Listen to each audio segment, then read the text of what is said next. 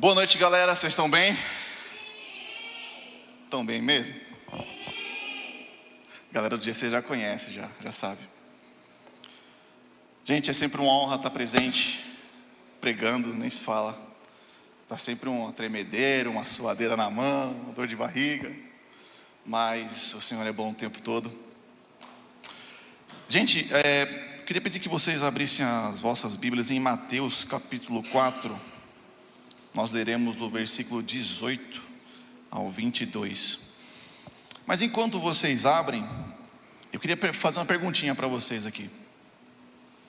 Sejam sinceros comigo, tá? Quando forem responder, sejam sinceros. Quem aqui gosta de sair da rotina? Legal. Geralmente a pergunta é quem gosta de rotina, mas agora é o contrário. Quem gosta de sair da rotina? Quem gosta de sair dela? Boa.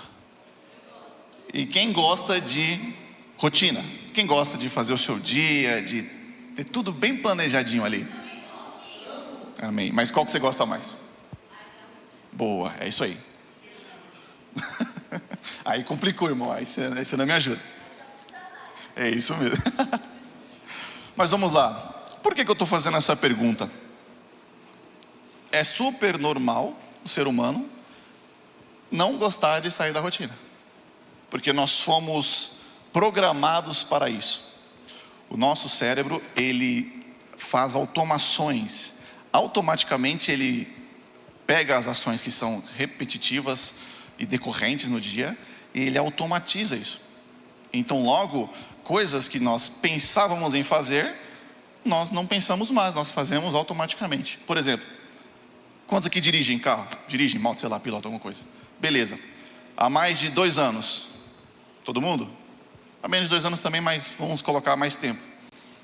Vocês pensam para poder passar a marcha? Não pensa. Eu tenho que embrear para eu poder passar a primeira para a segunda, depois solto a embreagem no tempo certo do RPM para o carro não morrer. A gente não pensa mais nisso. Se tornou algo habitual. O nosso corpo, ele automatiza isso. Então, você não gasta energia fazendo isso. Isso em várias coisas da nossa rotina. Em várias coisas mesmo.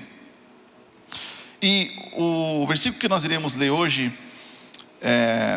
tem como base isso.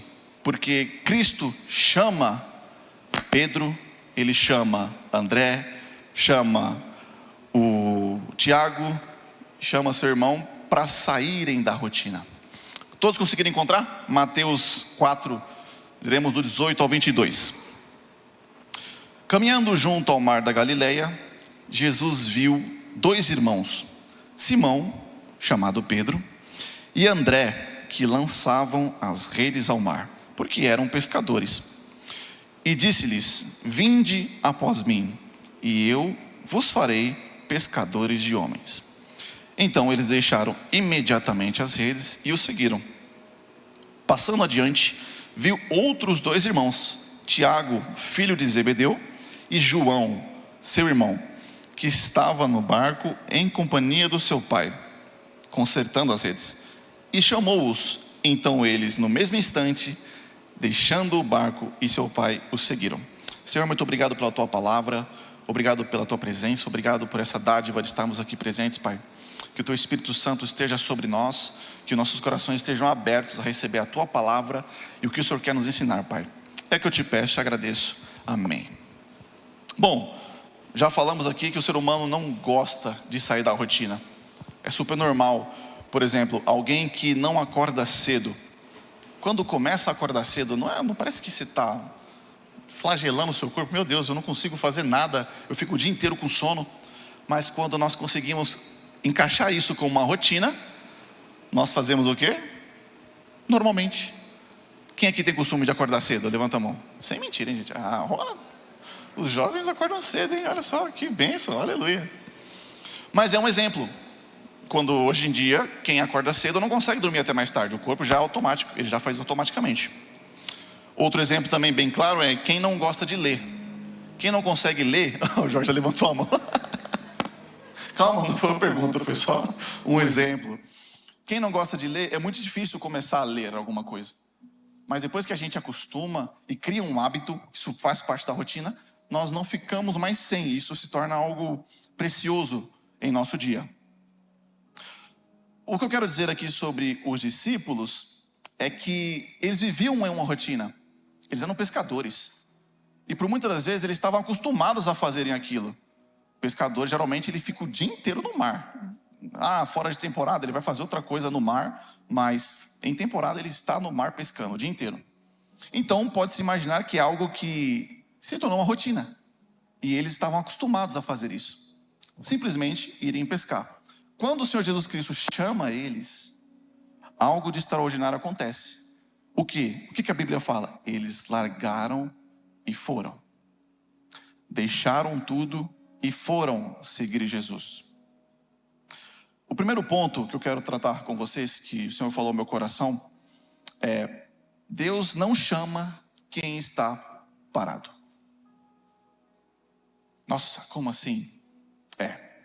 Deus não chama quem está parado, porque para Ele chamar, Ele precisa de uma coisinha que vocês vão entender lá na frente. Mas se você pensa que, eu vou ficar o dia inteiro em casa orando, Senhor me usa para isso, para aquilo, é bem provável que Ele não vai te usar. É bem provável que não. É muito provável que não. Vocês vão entender o que eu estou falando, tá, gente? Não é heresia, tá? Vamos falar sobre alguns nomes que o Senhor chamou e usou, e nós percebemos que nesses personagens, eles não estavam parados, não estavam apáticos. Primeiro, acho que ninguém conhece, eu vou apresentar a vocês, é Davi, né? O rei Davi. Se quiserem abrir, mas é em 1 Samuel, no capítulo 16, leremos dos 10 ao 12. Assim, fez passar Jessé os seus 7 filhos diante de Samuel. Porém, Samuel disse a Jessé: o Senhor não escolheu estes. Perguntou Samuel a Jessé: acabaram-se os seus filhos? Ele respondeu: ainda falta o mais moço, que está apacentando as ovelhas. Disse, pois, Samuel a Jessé: manda chamá-lo, pois não nos assentaremos à mesa sem que ele venha.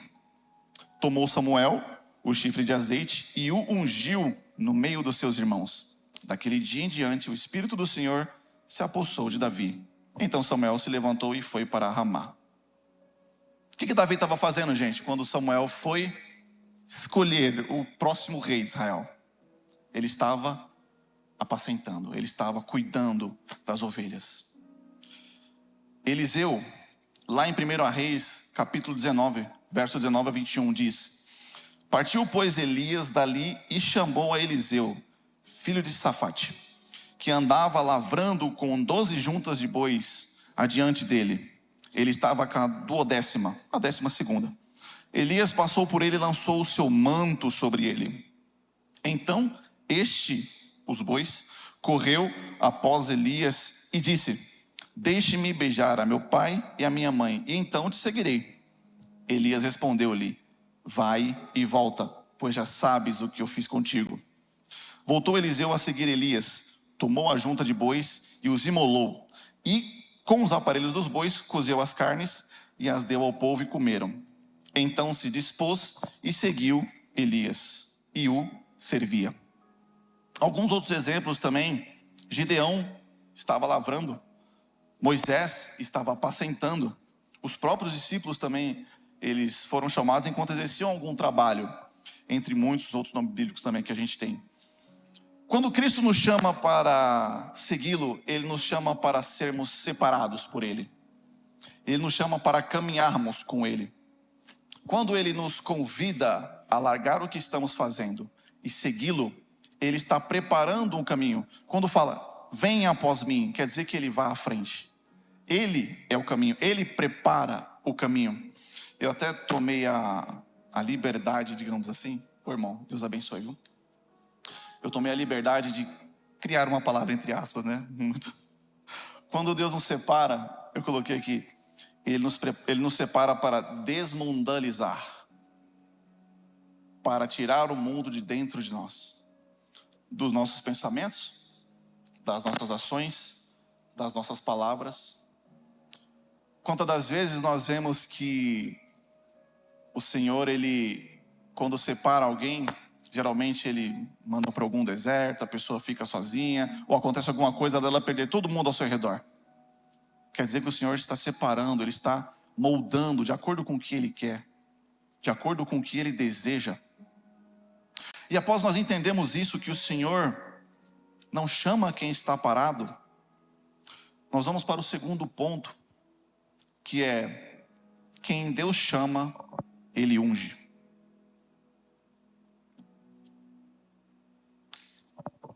Gente, eu estou bem preso aqui ao tablet, porque se eu não ler, eu vou falando coisa aleatória. Quando eu vou ver, eu já estou no final, voltei para o começo. Vou estar bem preso para eu conseguir seguir uma linha, tá? Ponto 2. Quem Deus chama, Ele unge. Nós entendemos que Deus, vamos usar os nomes que a gente falou aqui, Ele escolheu Davi, Eliseu, Cristo chamou os discípulos. Mas nós entendemos que a partir do momento que eles foram chamados, Davi, por exemplo, a Bíblia fala que ele foi ungido, e a partir dali o Espírito Santo se apossou dele. Mas ele já se tornou rei a partir dali? Não. Teve um tempo a ser decorrido. Davi, ele continuou apacentando as ovelhas. Com algumas questões sobre-humanas, mas continuou apacentando as ovelhas. Demorou um tempo até ele se tornar rei. Eliseu, nós acabamos de ler que ele servia o Elias. Enquanto Elias não subiu na carruagem de fogo, Eliseu estava lá de boa. Um copinho d'água eu vou levar para você. Brincadeiras à parte. Esses foram ungidos, mas teve um caminho a ser percorrido até chegarem a exercer isso.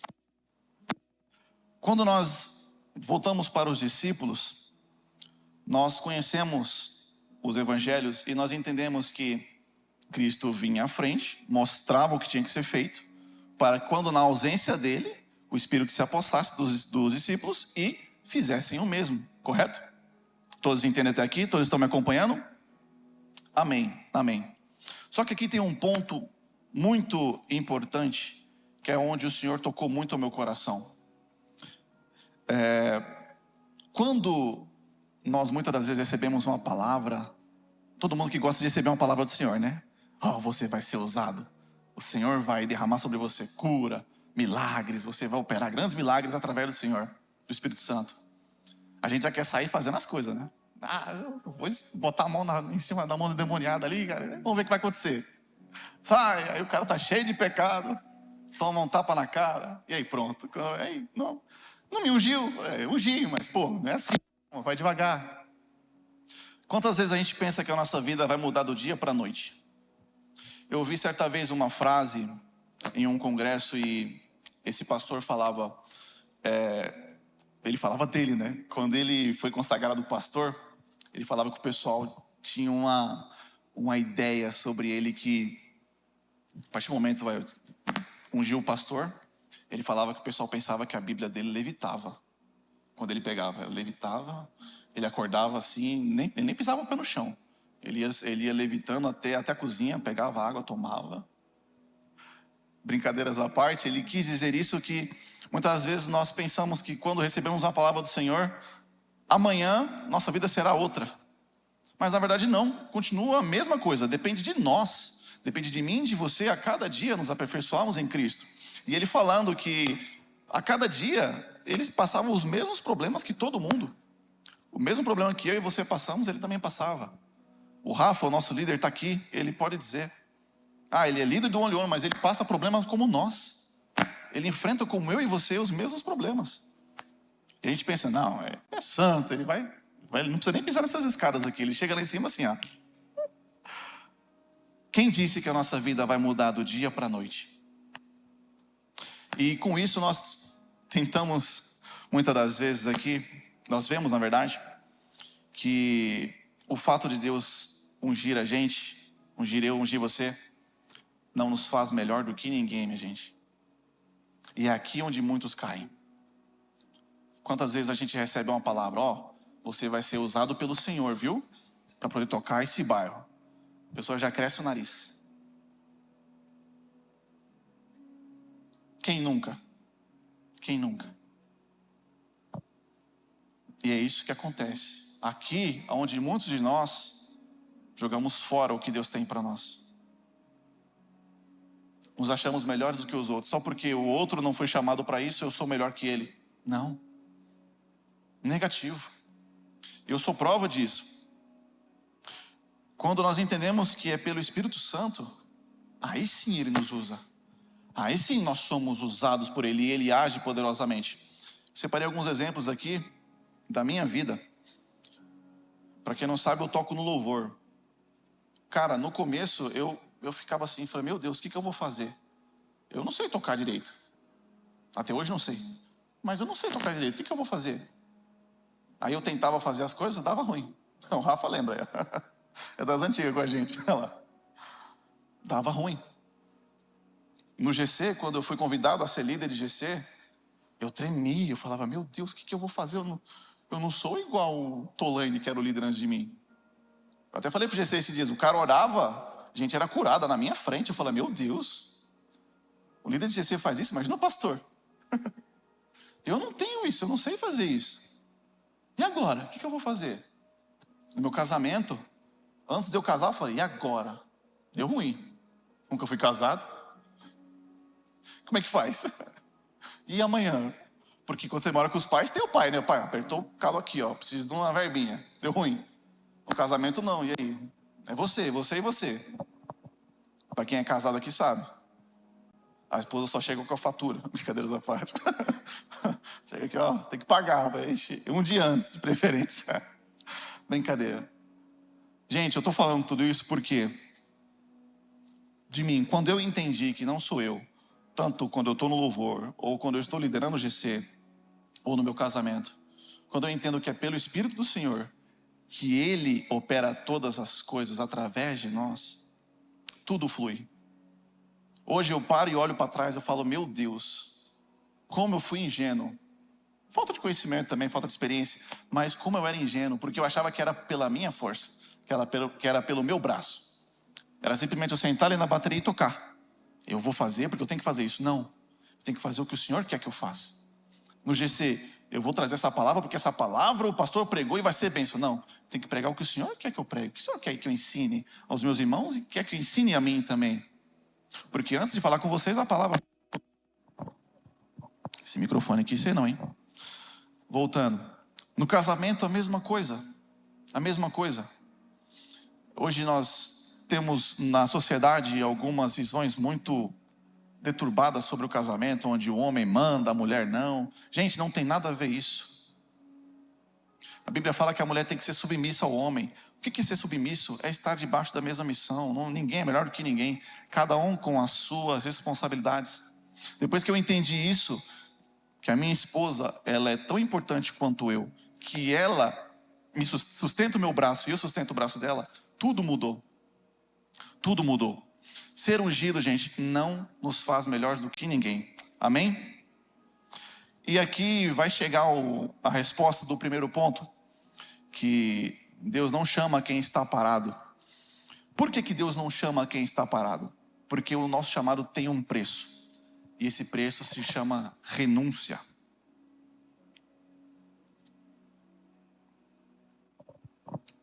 Renúncia.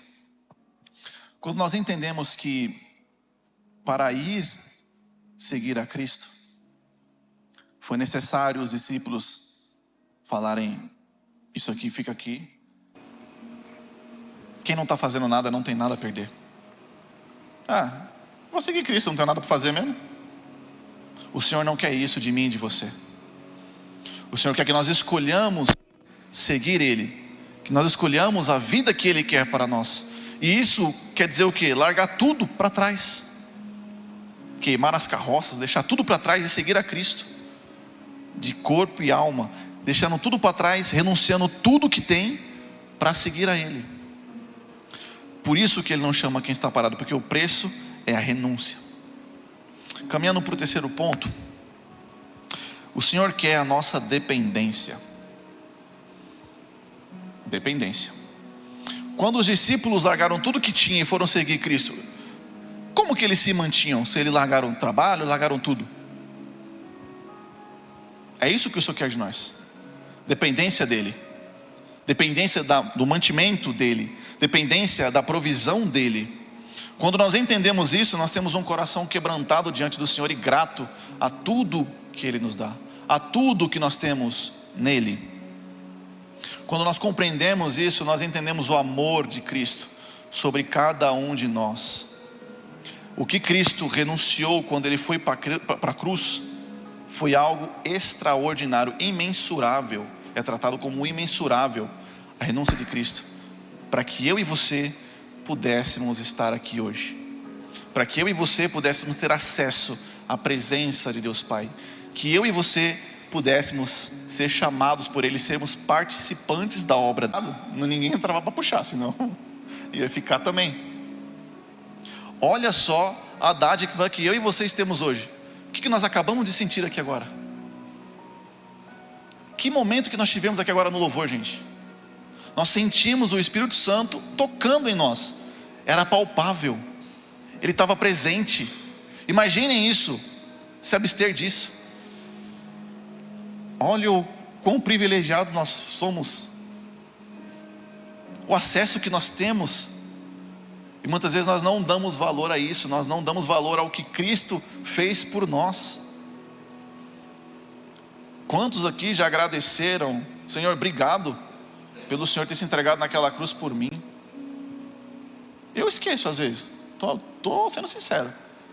Passa batido.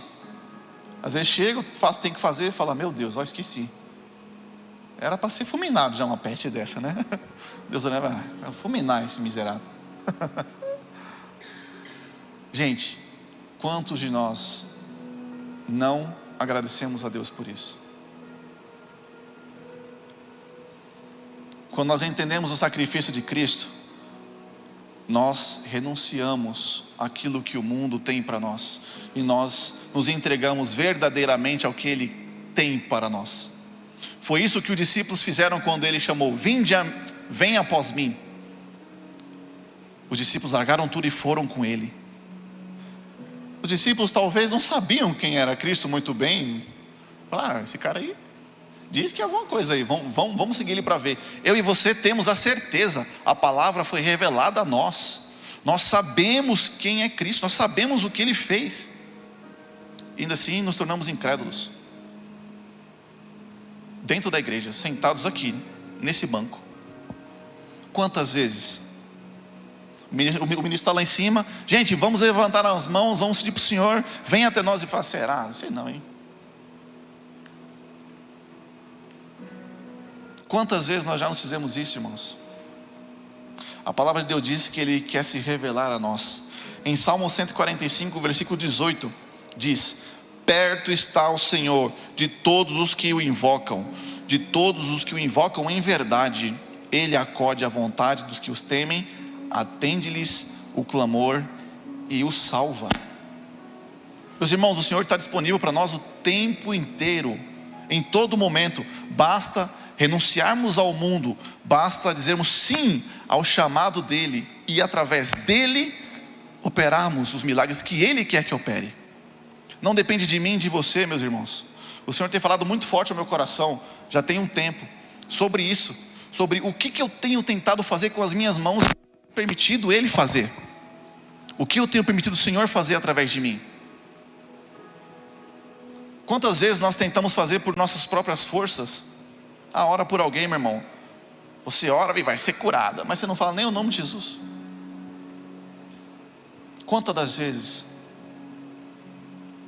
Caminhando aqui para a conclusão, meus irmãos, quando entendemos que somos chamados pelo Senhor e somos ungidos para a partir dEle sermos instrumentos na mão dEle, não é possível ficarmos quietos e parados.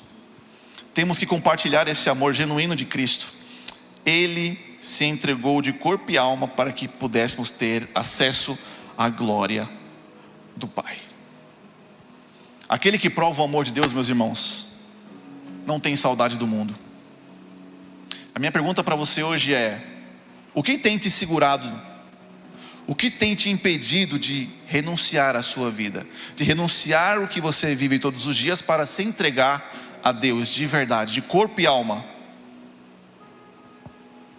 O Senhor vai fazer, meu irmão, independente de mim e de você, Ele vai fazer.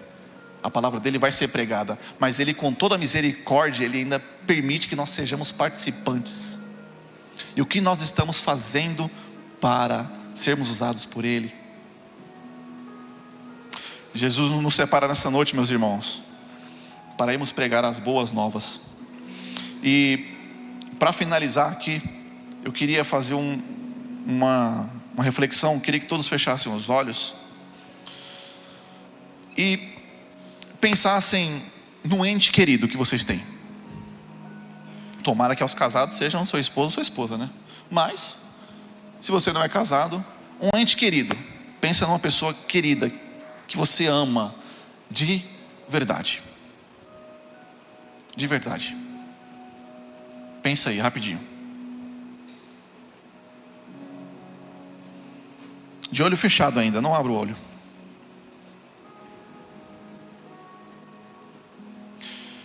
Essa pessoa que você imaginou, que você ama, que você tem um carinho enorme por ela, você morreria por ela? Você morreria por essa pessoa, por esse ente querido? Se a resposta for sim, pois é, não chega nem aos pés do que Cristo sentiu por você, meu irmão. Não chega nem aos pés do que Cristo deixou por você. E se você não sabe o amor por essa pessoa que você tem, que você não escolheu ninguém, o Senhor quer se revelar a você nessa noite. Ele quer derramar desse amor sobre você. Mas por isso precisamos estar dispostos a receber esse amor dele em nossas vidas.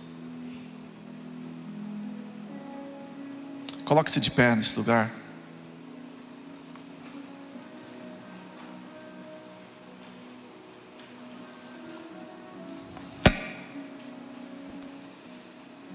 Eu quero orar por você.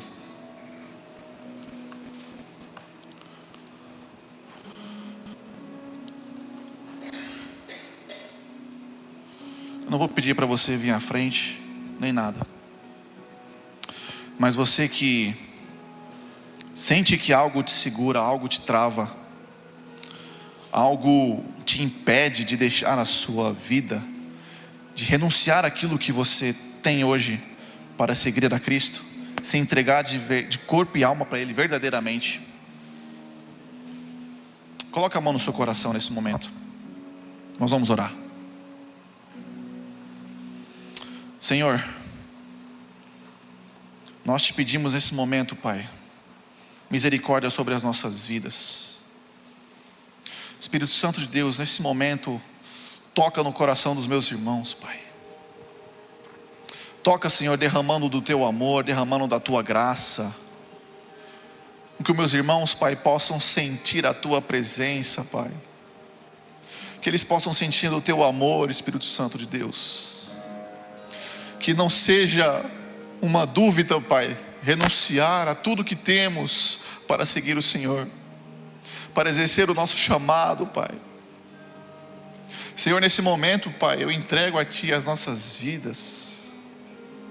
Que flua de nossas bocas, Pai, palavras de adoração e palavras de amor, Pai, a Ti. A Tua palavra diz que o Senhor conhece, Pai, cada palavra antes de ser lançada. Então coloca em nossas bocas, Pai, palavras de adoração, Espírito Santo, em nome de Jesus. Que nós possamos, Pai, ter a certeza do sacrifício que o Senhor fez naquela cruz, Pai, por cada um de nós, por cada um que está lá fora, Pai, e não conhece a Tua palavra.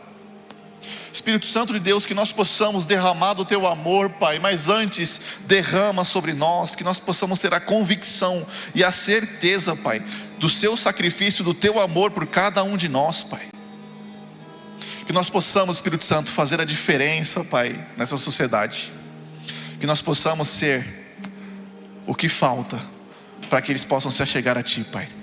Essa é a nossa oração, em nome de Jesus. Amém, Papai.